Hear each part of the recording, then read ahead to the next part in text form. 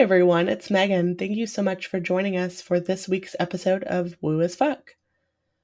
We have officially launched the podcast as of a few days ago, which is really exciting, and have our first patrons and everything, which is really cool.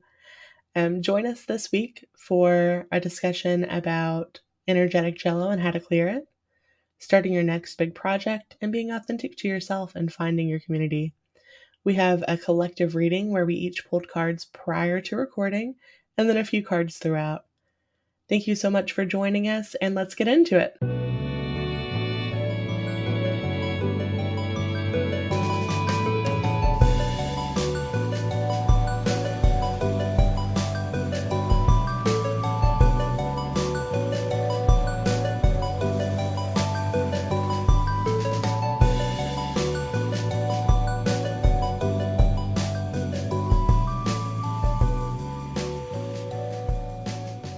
Hi, it's Megan. Hi, it's Lissa, and we're out of the woo closet. All right. So today we wanted to do some collective readings for messages that are important for everyone to hear or to, I don't know, just collective readings.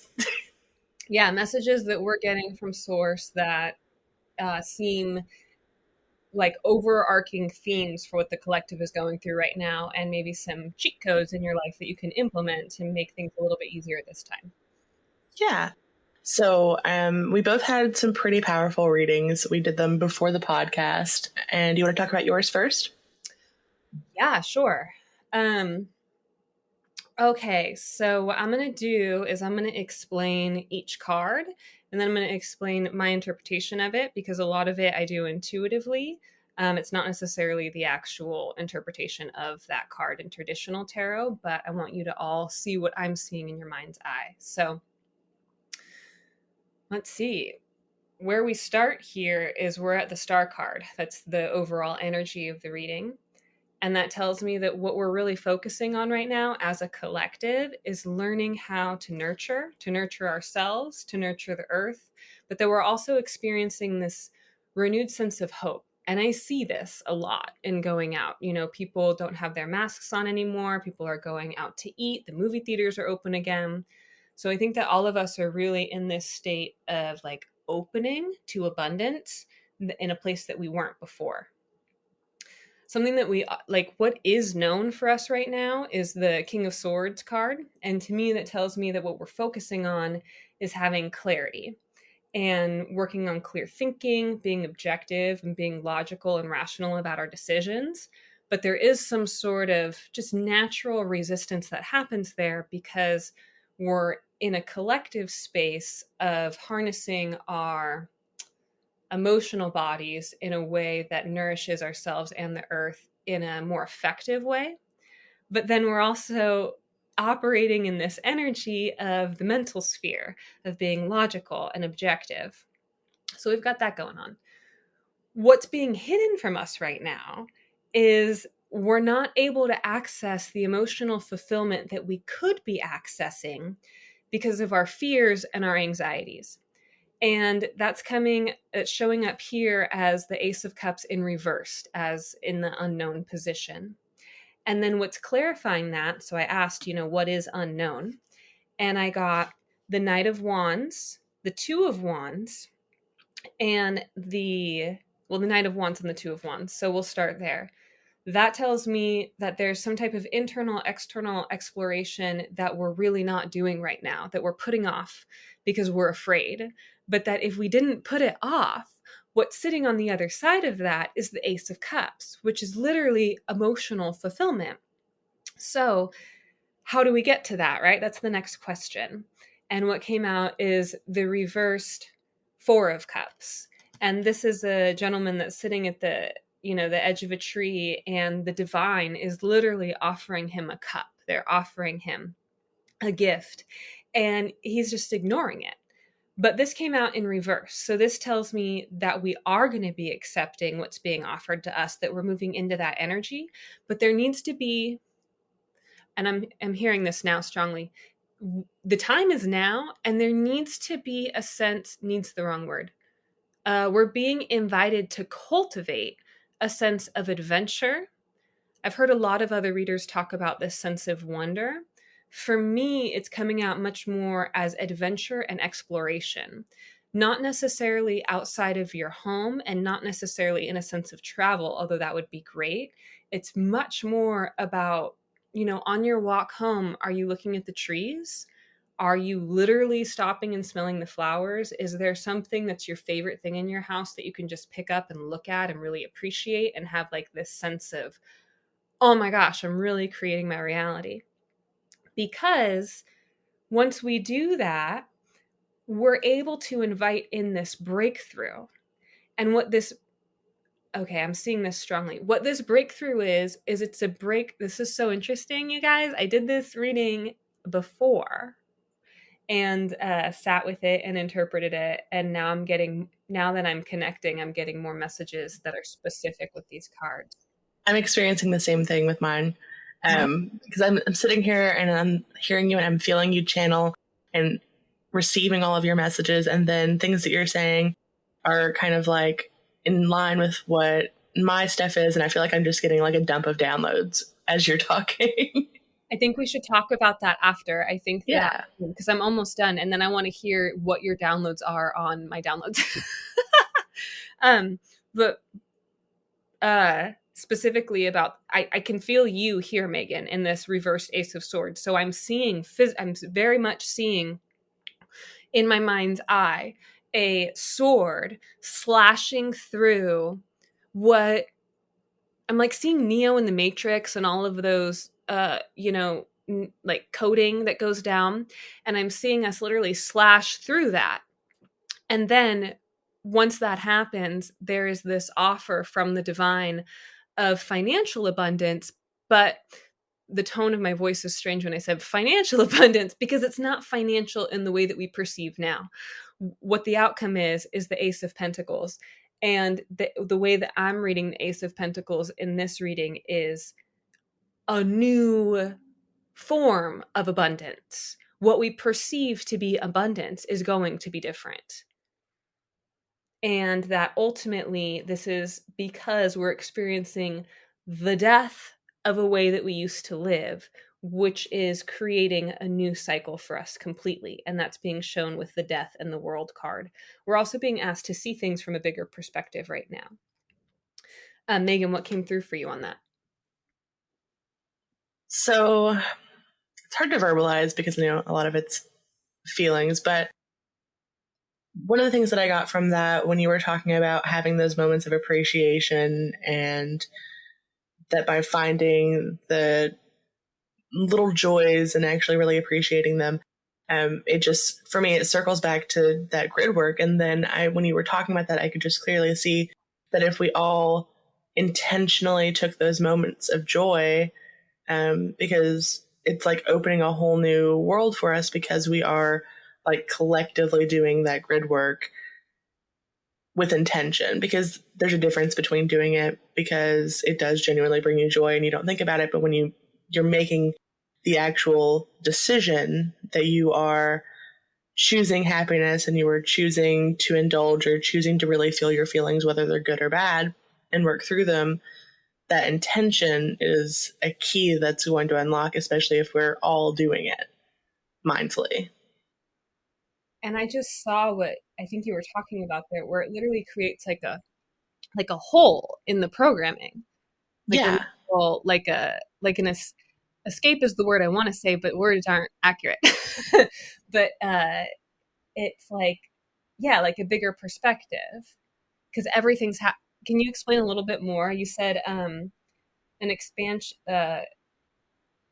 So if we all take the moments of joy and make it the decision to choose to be happy, then what happens in the grid space? So, what I see happening whenever we are choosing, because it's not just about happiness, it's about choosing to honor your emotions, is the way it's coming through for me.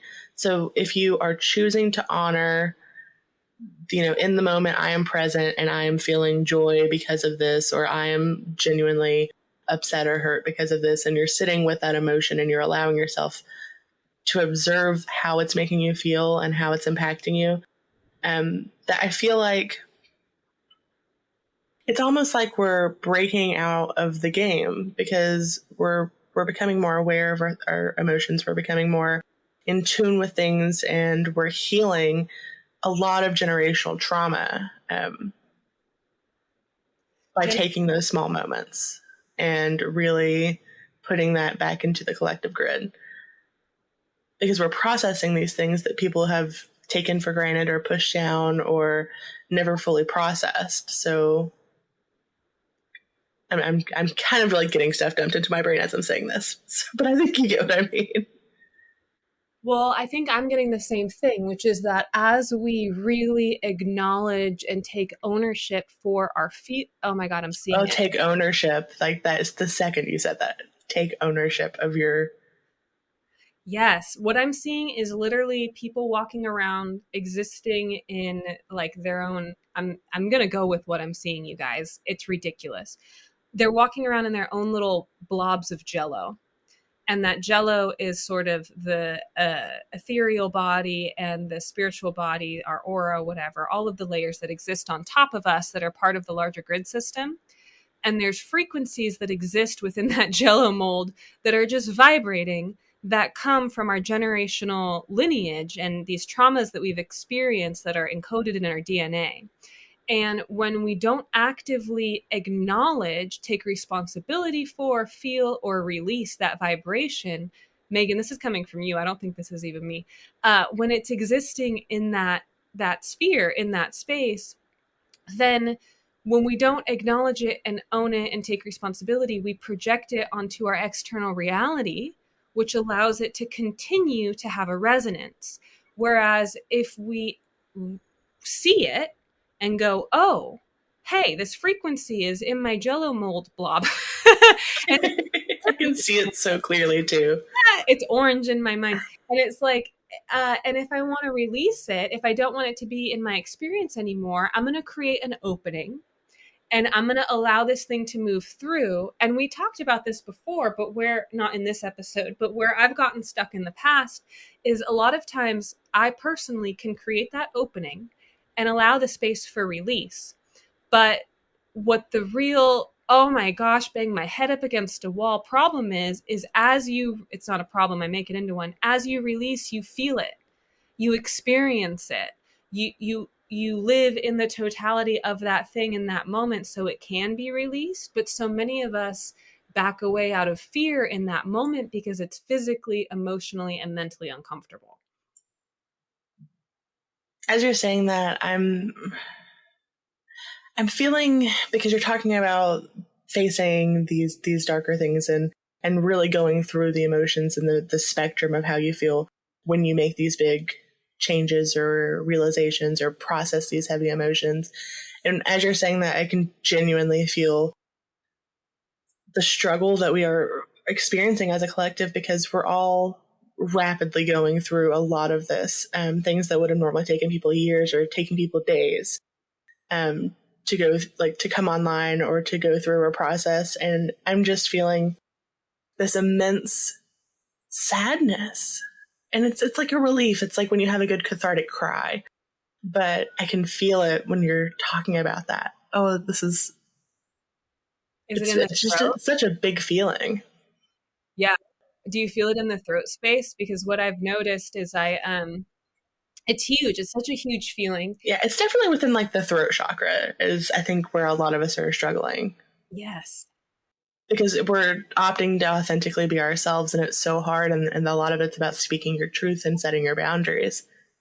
It's so hard. And I think that another thing that can be really difficult is so much of this, guys, doesn't exist anymore. Like the trauma that I'm clearing is no longer in my experience. I have wonderful relationships with people who are supportive and incredible and loving. And the vibrations that are existing in my energetic field do not reflect my current reality because I still have these old loops happening that uh you know room for release is being made, but then that's what happens is you get stuck and then you project onto your external reality that thing that may have related to something that happened when you were 2 years old, and it gets very confusing. because you want to make it about what's happening right now, but it's not about what's happening right now. And we really need to make room for everybody that we love that's experiencing this to just not be okay sometimes, and know that it has nothing to do with what's going on in their life right now. It has to do with feelings not felt however long ago. You are absolutely right. We have to. I just keep picturing, now that we've gone into the Jello thing. I want to do, now that we've brought it up, a meditation where I'm going through and like I'm exploring my Jello, and I'm walking around, I'm seeing how it tastes, I'm seeing where blockages are, what, how is it vibrating over here? Does this place need to be healed? Is there anything I need to clear? And like really doing like a Jello clearing. I love that. And I think that just by having that visualization of it actually being Jello kind of makes it more tangible for something like it's something that's already there. It's just, something that's always been there, but something about the Jello really makes me Love it. Well, and be able to see it clearly. I can expand on that too for people who are resonating with this Jello, because I'm such a visual person. I'm an emotional and visual person, even though I repress most of my emotions. But what I'm seeing is the Jello mold, and then at different layers of that Jello mold, imagine you had a y axis, something that wait, I'm getting my x and y axes mixed up here, but along like slices of that Jello mold, imagine that there are songs that are trapped in those certain layers, and that each song represents a very specific feeling or emotion tied to a certain point in time. And some of those songs, like I know some songs that take me back to some of the happiest moments of my life. And I know others that take me back to painful moments that I still want to hold on to because they serve me as a lesson.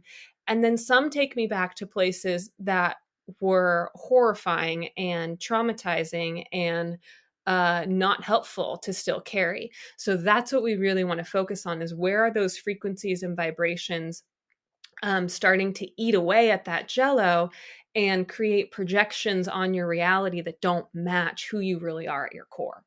Something that I'm seeing when you say that is I'm thinking about those core wounds, those things that we've held on to, that we've solidified as part of our identity, or that are impacting us in ways that we don't even understand.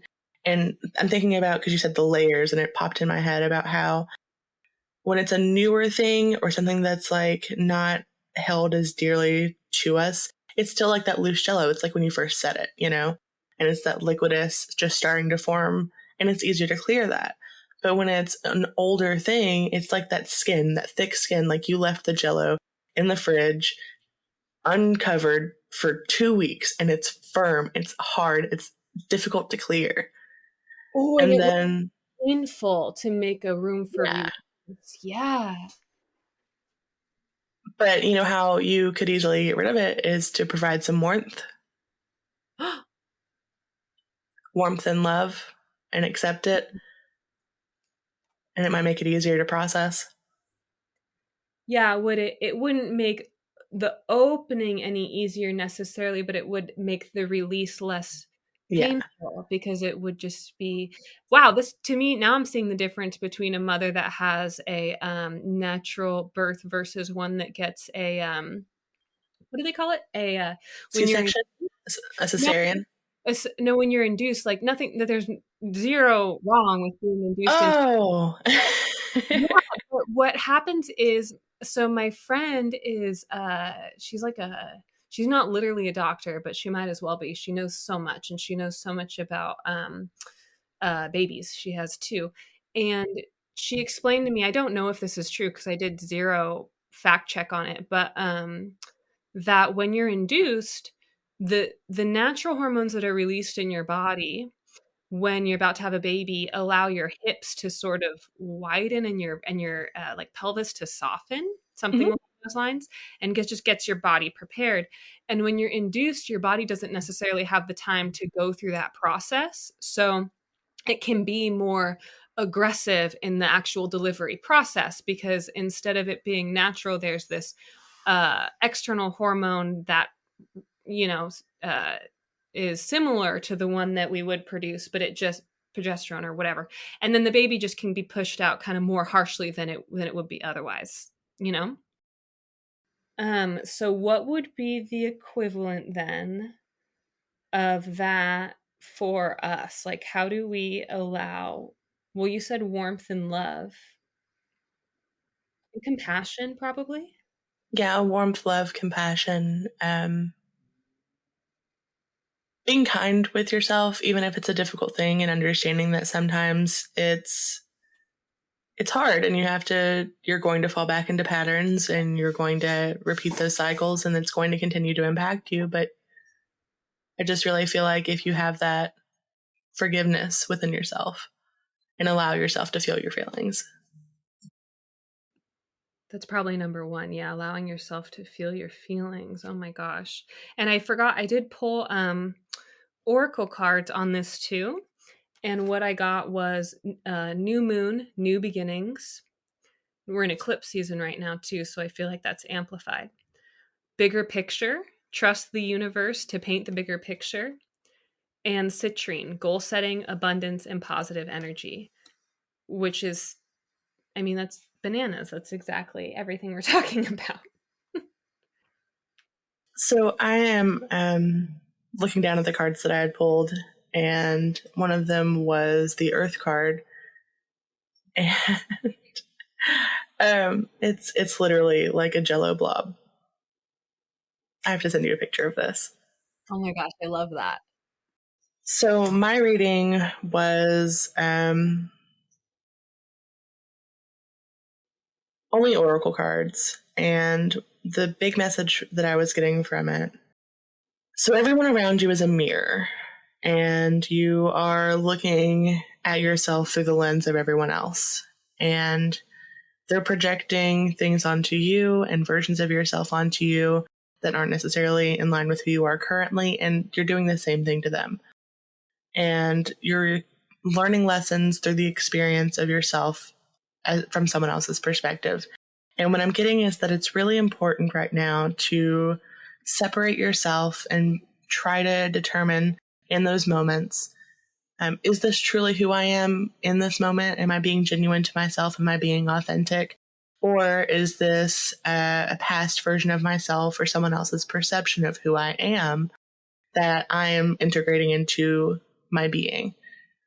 It's what I'm getting a lot of is that it's just so important right now while we're going through this process to truly look into your like core being and try to be authentic to yourself, because what I'm seeing is that by looking at those mirrors, learning those lessons, and accepting yourself for who you are, there's going to be big, big things coming. I see that, we're going to be courageous and we're going to be abundant, and the earth is going to come together, and we're going to really be viewing everything through an entirely new lens. And just to piggyback on what you said there for all the tarot readers out there, in this spread, like what Megan's talking about, that all of the big things that are coming, that's showing up here as the Ace of Swords, the Ace of Pentacles, and the Star, and the World. So uh, literally, like, it doesn't get much bigger than that. The only thing, uh, yeah, we're not missing any. I mean, the Sun card would be great, but big things. Can you? I have a question. When you were talking about making sure that it's not somebody else's, oh my gosh, my throat chakra is literally blocking up as I'm asking this question. Personal reading much? That we're not what happens? What can be the misstep there where we fall asleep in regards to what you're talking about? So the higher road, the one of the highest timeline, is to live in the core, to be authentic, so that the big things can come. But when we're struggling, what aspect of the mirroring can put us to sleep? Because I think I, in particular, and a lot of people out there would benefit from learning that mechanism so they can know when it's turned on and off. So everyone is trying to figure out how to even put this into words. So whenever you are interacting with someone, they're in that moment, there are three versions of yourself. There is who you are truly, like to yourself, what's inside your brain. there's a version of yourself that you project that you want someone else to, like, how you want them to perceive you. And then there's the version of what's actually being perceived by that other party. And because in that moment, there's so many different things happening. And I mean, this could be masking or just a general, thing that happens with everyone and everything that you're doing at all times. But if you are allowing yourself to really truly feel like you're leaning into the version of yourself that you want someone else to see, or you're leaning into the version of yourself that they want you to be, their version of you, whether it's like a narcissistic parent, and to them you're always the version of yourself that they have the most control over, so they treat you that way, and you integrate those pieces of that and that trauma back into yourself. Or it could be a coworker or a boss. It could be a partner. Maybe it's a partner where you're seeing versions of your past partners in them and you're projecting that onto them, and then that could potentially put it within to their being, because they're picking up that energy, and there's the energetic flow that you have between every exchange, and what you're putting out to them and what they're putting back to you is... I hear you. I hear you, and I hear myself and I feel it, but I just cannot explain You're doing it a the really way good that I would job, like because to. what I'm hearing is that there are three, I'm learning a lot right now, that there are three things that are happening when we're communicating with another person. There's who you are, there's what you project, and then there's what they perceive. And I literally drew a box around who you are and what you project. And then I circled what they perceive, because what somebody perceives is going to be completely dependent on who they also are and what they project and whether or not it's in alignment. And what's really interesting is with us as individuals, the only thing that we have control over in terms of maintaining our alignment and integrity and staying true to our core is making sure that who we are and what we project don't have, that they are, like, there's a 0 degree separation there, that who we are and what we project are in alignment. And then what other people perceive, we, from that point, as long as we're being our authentic selves and as long as we're projecting our authentic selves, we can then look at the perceptions of others and see who's projecting their own programming onto us and who's receiving our authentic self, which my guess is would be a cue to us that they are also doing the work of being authentic. Yeah, and I want to add that I got some clarification on what I was trying to say, and what it really boils down to is that whenever you're having that energetic exchange, if there are pieces of yourself that are false and you're not being authentic, and there are people projecting their own agenda onto you, and that's just that icky interaction where you can feel it, that energetic exchange, there can be blockages and there can be resistance, and you're not able to fully actually interact or be present with that person in the moment, that the way that you would want to necessarily. And when everyone's authentic, that exchange, like if you saw like a tunnel, there's no gunk, there's nothing to clear, you're just being authentic, and they're being their authentic self. So that interaction, like, you're able to integrate your energies together and achieve greater things together, because there's all of that resistance and all of that programming, and that those projections are able to get through, or aren't able to get through, And because the they don't co-creative exist. potential would be astronomical because there wouldn't be any blocks or limitations to what you could create, right? Yes, I'm being in my head. The limitations that we really have are the ones that we put on ourselves, and that even if we were to clear everything out, we would find new limitations, because it's like, oh hey, I can fly now, and then someone suddenly decides, but you can't fly in the winter. Oh my God. And that's just something that you've made up. And I'm being told that we're going to continue making our own new limiting beliefs that will adapt. It makes We'll sense work that through we would those do too. that, though, right? Out of fear of the void, because as someone, for anyone that hasn't experienced the void is the place of pre-manifestation energy where everything is, this is my own personal perspective. This is just channeled in what I've experienced.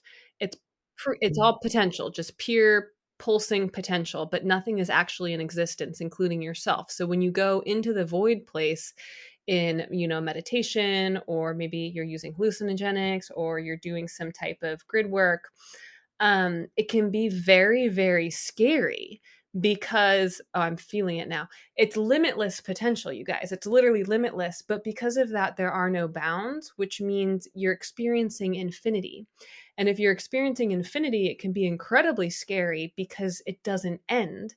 So, for someone that's still an ego based personality living in a human body, to truly have even a moment of comprehending infinity in that way is terrifying. So it makes sense that we would put these limitations on our beliefs as a means of feeling safe. Absolutely. And it's all a self-protection mechanism. And then because we're in these meat suits and we have this human brain and we have this current consciousness and things, there are certain things that we just can never experience in this current incarnation because we literally couldn't handle it in our current Right. form. Is We have to there, have some I structure. feel like we got so into it in the middle of your reading. Was that the middle of it, or was that the whole thing? That was generally the message, was that big things are coming if we're authentic to ourselves and we're observing those interactions and what version of ourselves we're currently portraying. Because just by being mindful, I understand with work or whatever, if you have to have a professional version of yourself where you are a good worker bee or whatever, at least right now for people. And those do exist. But if you're able to identify that this isn't who I truly am and this isn't really a reflection of myself, I'm playing this character, it does make a big difference in the energetic exchange, I feel like. Hugely. I've noticed that as well. Just today, actually, I wasn't able to make a work meeting today happen. And it was so funny because in my ego-based mind, I was embarrassed. I was embarrassed that I had scheduled this whole thing that, I'm a systems coordinator, so my job is literally to coordinate these things, and then I was the one person not able to be there. And I had a moment of panic where I almost completely rearranged everything to literally stroke my own ego so that I could make this meeting. And then stepping back and trying to step back into my authenticity and what's really going on here, I was able to recognize I don't need to be there. There's no reason for me to be there. I'm the coordinator. I coordinate the meeting, but the actual information of the meeting, what needed to happen, had nothing to do with me. So I was able to just step back and be fine with it. But it's so interesting how, like, my ego's response was to immediately reschedule everything to serve me so that I wouldn't have to be embarrassed. And that completely defeats the purpose of what's trying to be done. So it blocks source from being able to move through these different channels that otherwise it would be able to move through. I think that's really important. And it's so wonderful that you were able to like make that observation and make corrections based on it. Because there are so many times in our day-to-day life where we are unconsciously making these decisions like that, where you're projecting your own ego or your own needs onto someone else or desires or wants. I'm thinking I just pulled out a deck. Do you want to pull some cards for like advice or guidance regarding, because we just gave out some big information about, be authentic, live in your truth, stay in integrity, but like how? you know? I guess just do it, right? No, I'm kidding. Yeah, let's pull some more cards. Do people want ASMR sound on shuffling, or do they should I wow, you guys, I immediately popped out root chakra, ground and center. And the whole card's red. It's beautiful. It's from the Beyond Lemuria Oracle card deck by Izzy Ivy. Um, wow. And manifestation. So root chakra, so ground yourself in center and use intention for your manifestations. Know that they are intentional. Like what you're manifesting comes from your intention. I'm going to see. Okay, talk about divine. This guidance is so clear, you guys. Literally, so there's only however many chakras, right? 7 chakras in this deck. I pulled in this deck of many, many cards, and out came exactly what we're talking about. Root chakra, ground yourself, ground and center. Sacral chakra, core of creation. With the sacral chakra came out the manifestation card, and that's where we manifest from. So, literally manifesting our desires. And then after that came throat chakra, express your truth. So, it's a literal sequential message of ground yourself in your core and in your center. So the advice, I said, well, what's the advice? How do you do it? I would say, according to these cards, the advice is start where you are and start communicating with the earth in a way that makes sense to you so that you can really ground yourself to it and understand that you're part of a larger ecosystem. That will remove blocks that will allow your sacral to open up and start to manifest in ways that you previously weren't able to. And once you start to see the fruits of that labor and the actual manifestations coming into your existence that are more in tune with your alignment, you're going to feel more, wow, this is such a strong message. You're going to feel more comfortable speaking your, this is huge. You're going to feel more comfortable speaking your truth, because the reason, okay, this is a channeled message. That's the take home from my perspective on this end with these cards. The reason so many of us are not speaking our truth right now, the reason so many of us are masking right now, is because we don't understand that the place that we operate from is allowing us to surround ourselves with people that we are not a resonant match to, people that, um, you know, the Jello mold is not happy with what it's being hit with. So it doesn't feel good. It's not comfortable. And when you're not comfortable with the energy that's coming at you, you're certainly not going to be comfortable opening up and being vulnerable. So having that sequential, starting with the grounding and then opening up and starting to manifest people around you that are more like-minded, then you can really open up your throat chakra and speak your truth in a way that's vulnerable, where you're safe and protected by a community that understands you and loves you and accepts you. I also saw when you were talking about that, how if you are your energy field, your Jello mold outside of yourself is at the same vibration as someone else who has their Jello mold at the same vibration, that you're able to literally like walk past each other, and for a moment it's all one, but then once you walk past, you're able to like cleanly separate, and because that vibration matches, and it doesn't have to be the exact same frequency, but it matches. So you're compatible. But whenever you have that hard skin that like we were talking about on the outside, and maybe someone else is a little bit mushier, or they've got like spikes in theirs, when you walk past and you're having that energetic exchange, it literally hurts. And it's more difficult to walk past them. Have you experienced that? I've definitely experienced that. Wow. Oh, yeah. So, for my reading, which I was doing on mute earlier, for how we can integrate this, how we can, actually implement this into our life, I used the Work for Light deck. I have the Sisterhood of the Rose card, which immediately to me felt so beautiful because it was about finding community. That it's easier to process this, it's easier to do it whenever you have a support system. So if we're struggling and we're trying to do something, or we're trying to identify our patterns, or we are just really fucking going through it, find that support system, that community. Rely on them. It's okay not to be okay. And I think that's really important. I'm also getting the Akasha, so your guidance is divinely guided. And I think that for me says to have faith in yourself and have faith in what's happening and trust, because what's happening right now isn't just random. You're, as you practice, as you do more, you're going to see that, like, you're going to be able to separate, like, this wasn't this bottle of water that's sitting next to me. I didn't just happen to find it on the floor. I found it because I needed it. I needed that drink of water, and I didn't even know it. And then I'm getting leap. So you go first, the universe will catch you, which is so in line with everything that we've been getting. That it's all a big leap. And you have to recognize that it is scary. It's a big leap, but that something's coming and it's really going to catch and support all of us.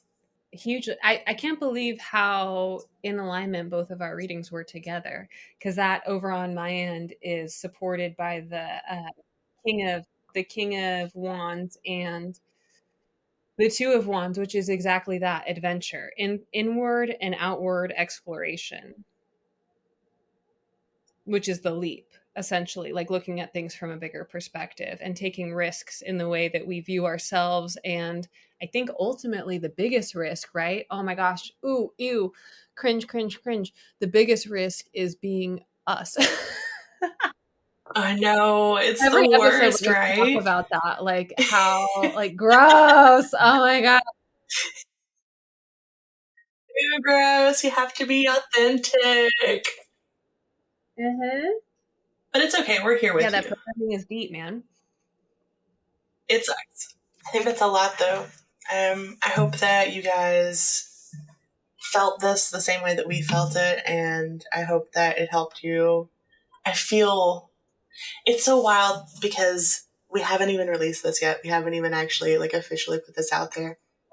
But sometimes when we're talking, it's like I can feel people like something clicking for them, like the collective, because time isn't real. I mean, it's already happened and it's still Yeah, happening. hugely. And I want to say I was feeling the same when we were talking specifically about well, this Ace of Swords, when you and I were both talking about being able to slice through that programming once you recognize that who you are and how you project yourself is your responsibility, and that you're in complete control over that, that you can create people that are more of a resonant match with you, and that you have zero control over how people perceive what your projection is, but also not to take it personally, because a lot of times the reason they're not perceiving you in your own alignment is because they themselves are not in alignment. So you can literally just take that, recognize it, and go, okay, so Jimmy John over here isn't seeing me for me right now because he has his own stuff going on. I'm not going to be upset with him for that. I'm going to make space and hold him in love,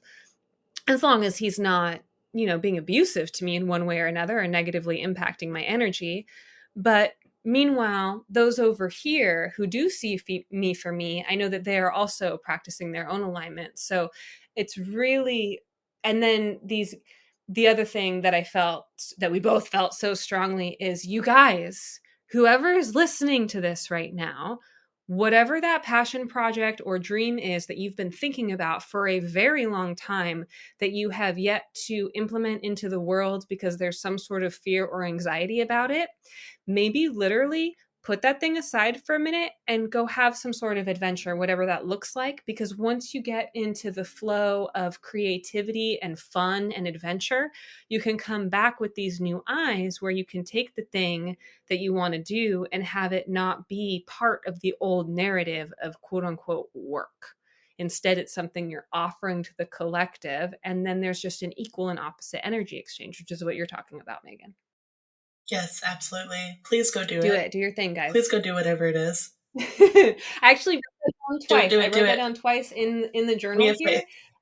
I was like, any more messages from spirit? And all I got was, now is the time. Now is the time, with exclamation points. That was it. I'm like, okay, well, now's the time. It is. Now is the time. So, is there anything else you think you want to No, cover? I think that was pretty heavy energy and really intense. And I think that I feel people getting it. I do too, and it's so crazy, and it's a new experience for us. Thank you for being open, you guys. Thank you for really hearing us and letting it resonate, and like picturing what we're talking about in your mind's eye so that you can connect with us in the here and now, because all this stuff is very real. Yes, thank you guys so much, sincerely. So, if you happen to want to work with me, you can find me at megaruski.com. And you can also check out the Woo community if you wanted to share your gifts or if you were looking for someone to help you work through whatever block it is. Find that community like we were talking about. Yeah, if you want to work with me, I'm an intuitive counselor. You can book with me at lissarosecounseling.com. You can find me at Instagram, all things woo, and then I'm also a retreat coordinator. That's hard to say for the Stillness Retreat, and we host retreats all over. Go find us at stillnessretreat.com. I hope that you guys are all having a wonderful day today. Blessings, everybody. Bye.